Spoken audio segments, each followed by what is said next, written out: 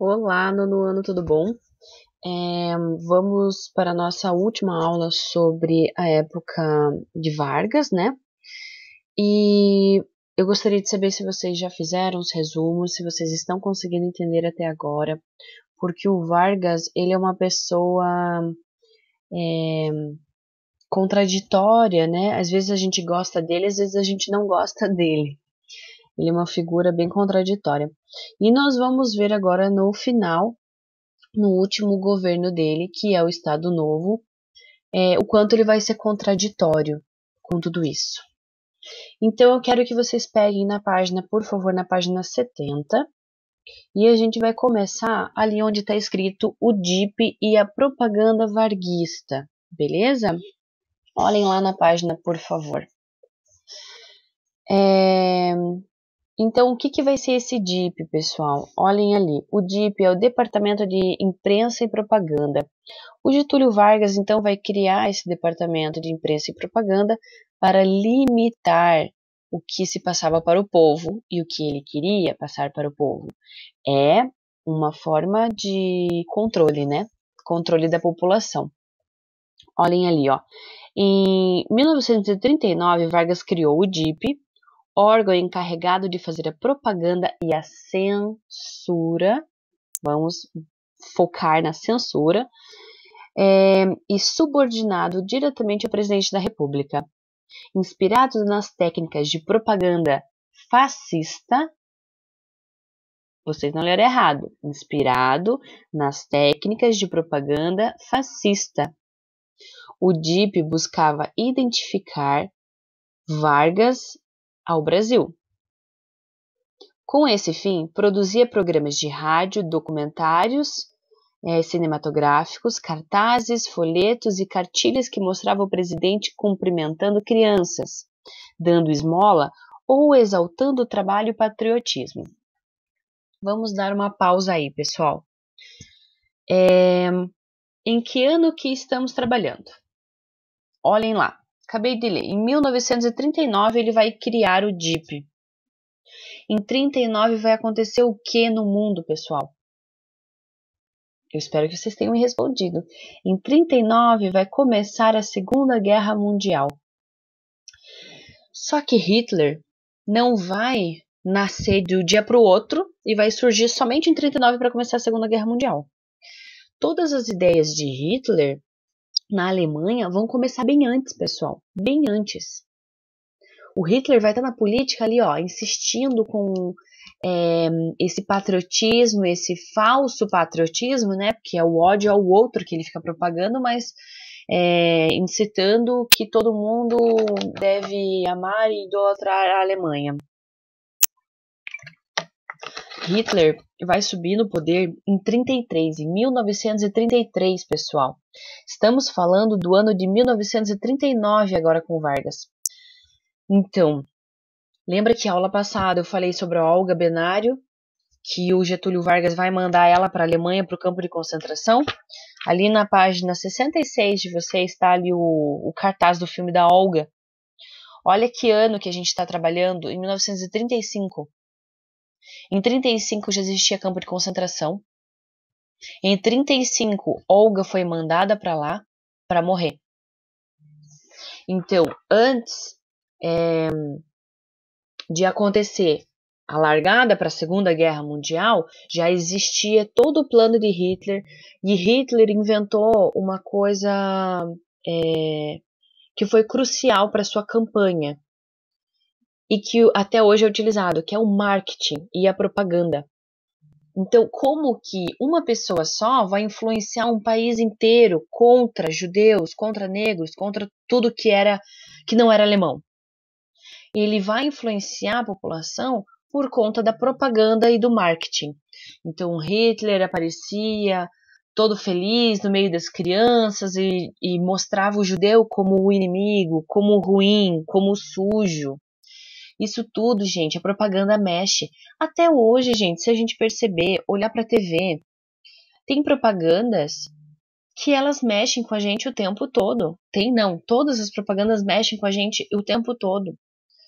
a margarina passando ali, a suavidade dela passando no pão. Você olha para a propaganda e você fica com vontade de comer. A propaganda é isso, o marketing é isso, é te dar vontade, é você querer aquilo também. Então o Hitler vai fazer isso antes da Segunda Guerra Mundial e durante a Segunda Guerra Mundial para defender os seus ideais. O Vargas vai olhar e vai falar: gostei dessa ideia, vou fazer aqui também. Olhem ali na página 70, tem um cartaz de uma das propagandas que Vargas fazia.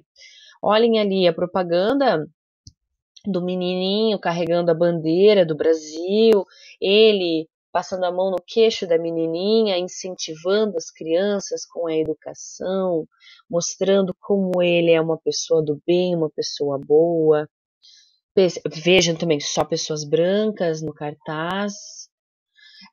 Então, o Vargas ele vai manipular a população com o DIP, com a propaganda e o marketing. Ele vai criar, pessoal, uma coisa muito importante que também tem até hoje, que também é uma forma de manipulação, que se chama a Hora do Brasil. Vamos lembrar que na época de Vargas, as pessoas ouviam muito rádio, todo mundo tinha um radinho pequenininho em casa. Então, era óbvio que ele ia alcançar o maior número de pessoas usando a forma que todos podiam ter acesso, que era o rádio. Então, as pessoas todos os dias paravam o que faziam de noite para ouvir a Hora do Brasil, que era a hora que o presidente falava com a população, dizia o que ele estava fazendo no governo e tudo mais. Uma forma de manipulação, né? Como eu disse, ele vai censurar também a propaganda, vai censurar vários jornais e várias revistas, só que as pessoas não vão estar sabendo disso, né? Vamos lembrar que Vargas não queria que as pessoas soubessem disso.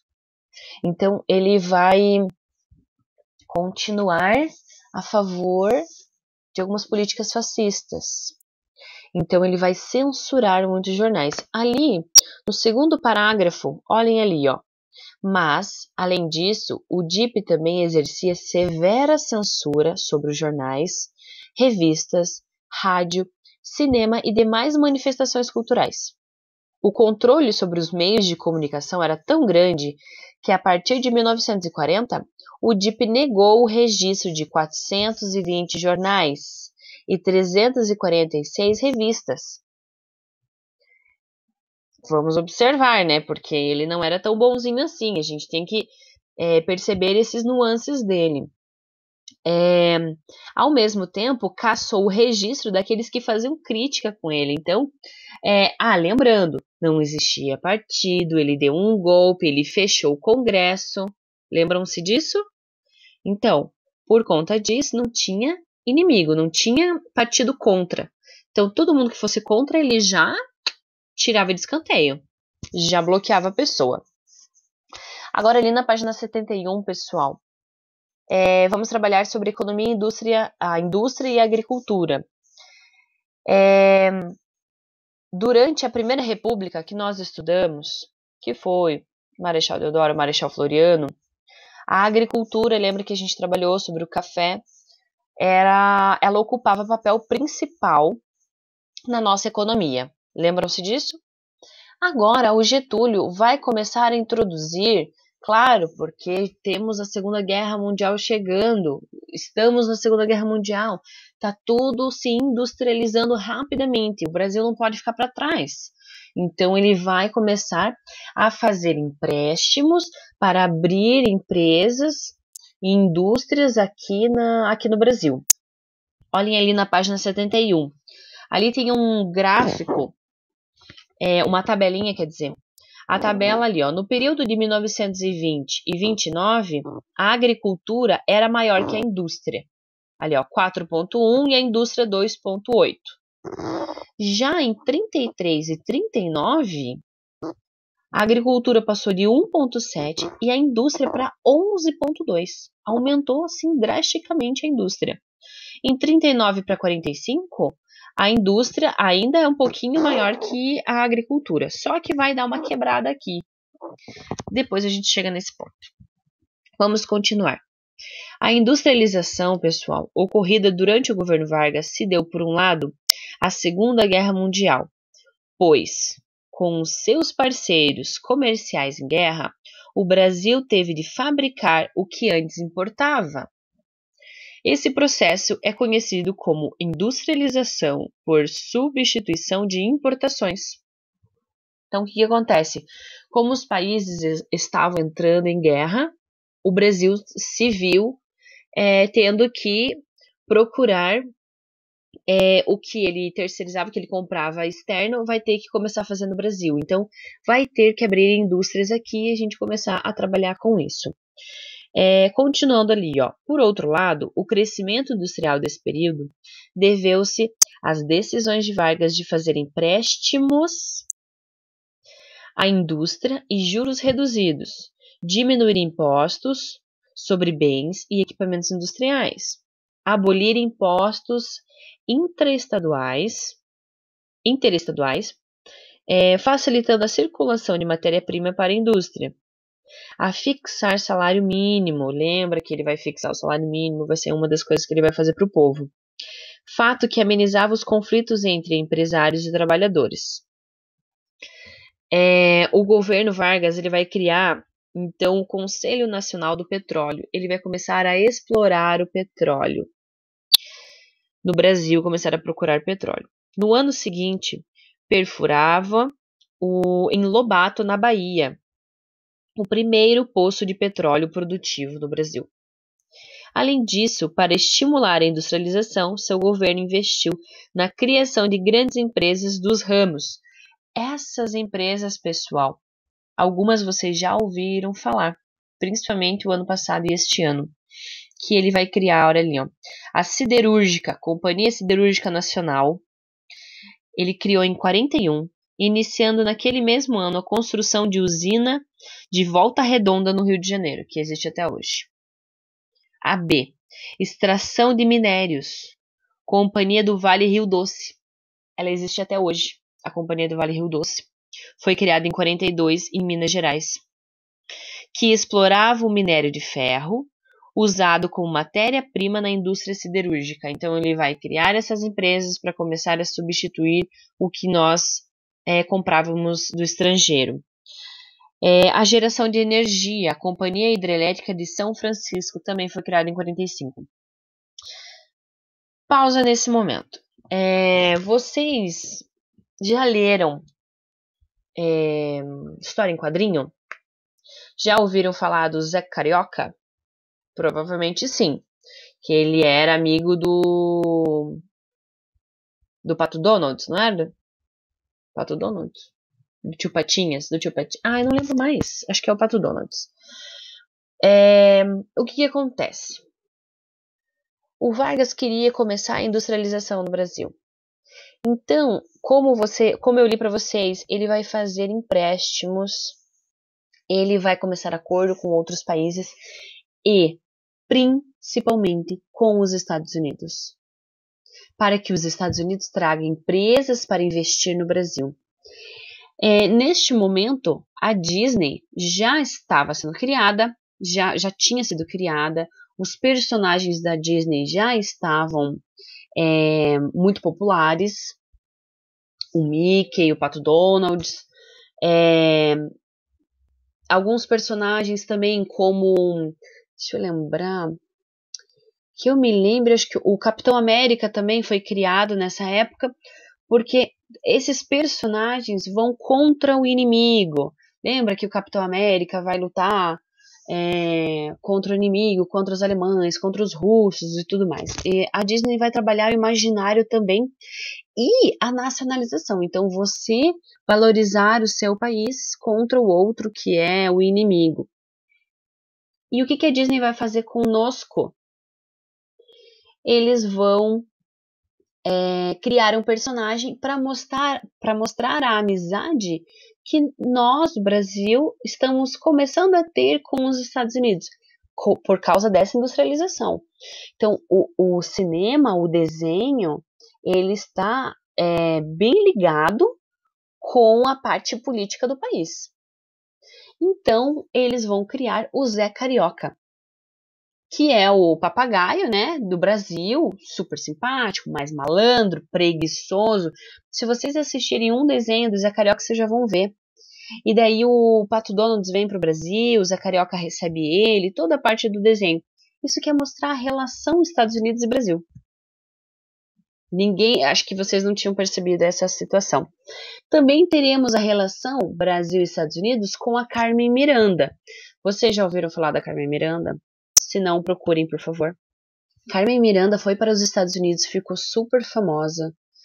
E ela dançava com as frutas na cabeça, e foi para Broadway, e foi para vários programas estadunidenses, mostrando a beleza do Brasil para os Estados Unidos. E mostrando também essa aliança Estados Unidos e Brasil o tempo todo. A arte imita a vida, imita a realidade. Próxima página, pessoal. O que vai acontecer, então? Na página 72, por favor.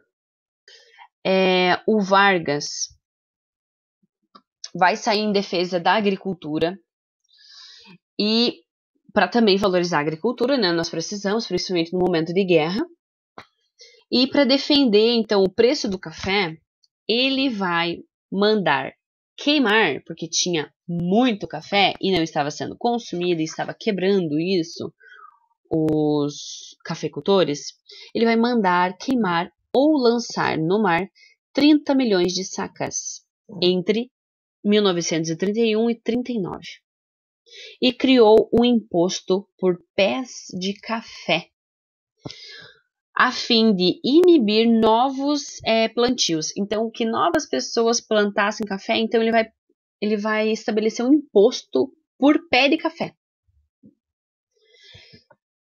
Regulando a oferta, que esse foi o objetivo dele, e protegendo o preço do café. O governo garantiu recursos para a importação de máquinas e equipamentos também para ajudar. Ao mesmo tempo, além dele ter feito isso com o café, ele vai incentivar a outra parte da agricultura, o resto, né? Porque não é só de café que a gente vive. Vargas, então, optou pela diversificação da agricultura, incentivando a produção de algodão, açúcar, borracha, cacau e mate. O cacau foi extremamente bom também, mas a borracha, nossa, aumentou em grande escala.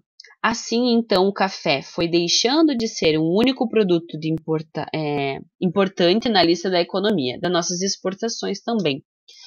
Deixa eu mudar o nosso slide aqui para eu continuar, porque não estou mudando. Aqui foi o que eu falei, né? Que ele vai criar essas indústrias para aumentar o Brasil. Só que assim, pessoal, o fim do Estado Novo ali, que é o último assunto, ele vai se dar porque o Getúlio Vargas é uma pessoa contraditória. Ao mesmo tempo que ele estava industrializando, fazendo acordo com os Estados Unidos, dizendo que ajudou o povo, ele era a favor do fascismo, ele era a favor de Hitler, ele gostava, ele era um simpatizante de Hitler. Então, a população vai começar a cobrar ele, porque todos os países estão indo lutar contra os fascistas, contra Mussolini e Adolf Hitler, e o nosso presidente está sendo a favor. Como assim? Ele é contraditório? Não estou entendendo. Os Estados Unidos entrou na guerra também, e os Estados Unidos vai cobrar Getúlio Vargas. Vai falar assim, peraí, eu estou te ajudando, estou ajudando o seu país, nós somos amigos, mas você é a favor de quem? Você vai tomar qual lado? Porque os países tinham que tomar um lado agora. Agora a guerra estava num estado que estava abrangendo muita gente e estava afetando todo mundo. Então Getúlio Vargas foi forçado, né, basicamente, a entrar na Segunda Guerra Mundial. A nossa população, então, ele vai convocar os nossos soldados, nossos militares, para lutar na guerra. Nós vamos lutar, nós temos um museu que eu espero que esse ano dê para a gente ir visitar, o Museu do Expedicionário, e lá mostra a nossa participação na Segunda Guerra Mundial. Os nossos soldados vão ser mandados para a Itália, para nós lutarmos em algumas cidades da Itália. Nós vamos conquistar alguns territórios e nós vamos perder muitos soldados. Se eu não me engano, se eu não estiver falando bobagem, nós perdemos por volta de 300 a 600 soldados. É um número relativamente pequeno comparado aos outros países que perderam muito mais soldados? É um número comparado relativamente pequeno. Porém, nós também mandamos menos soldados. Mas foi uma participação de extrema importância, nós ajudamos o fim dessa guerra. E Getúlio Vargas, enfim, tomou uma decisão e tomou seu lado.